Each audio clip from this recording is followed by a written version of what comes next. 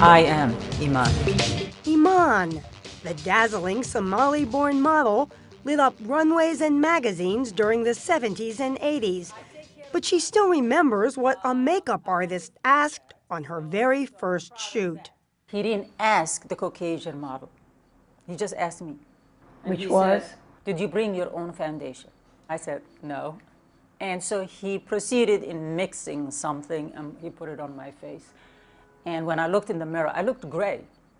I did not look like a brown skin. It looked gray. Obviously, all was not lost that day.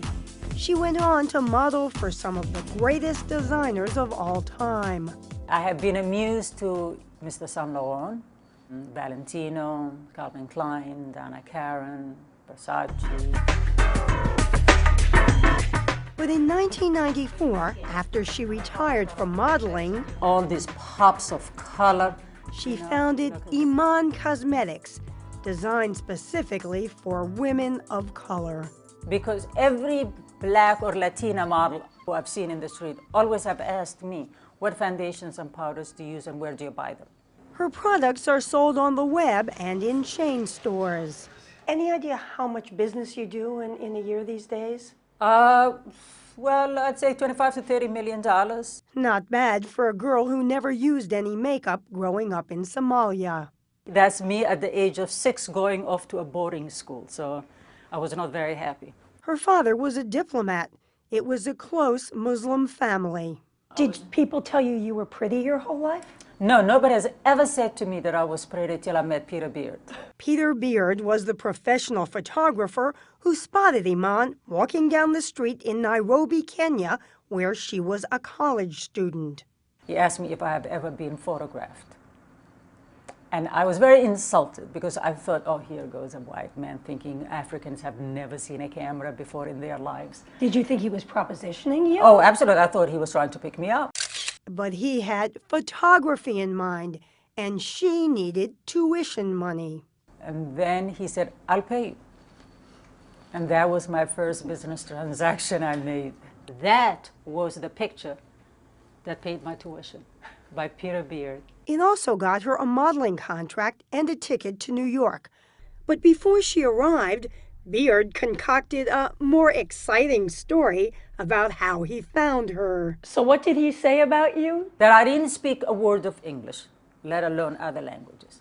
That I was goat herding. I'm an ambassador's daughter.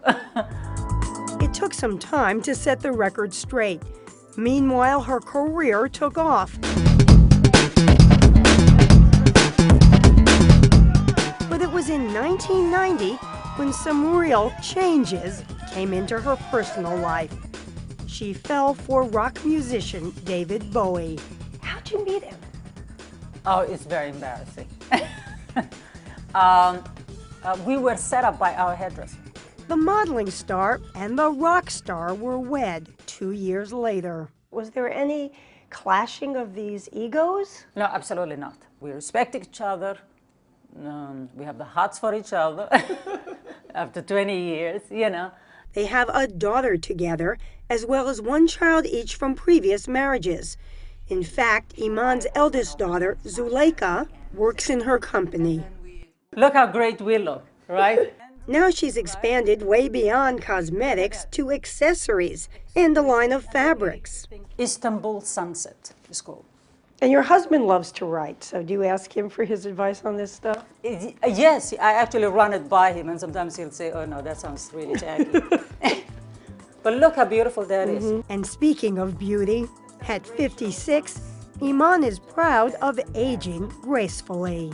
I am so far more secure and more ground and more know who I am than when I was in my 20s. And that, you can't get it, but only age can give you that.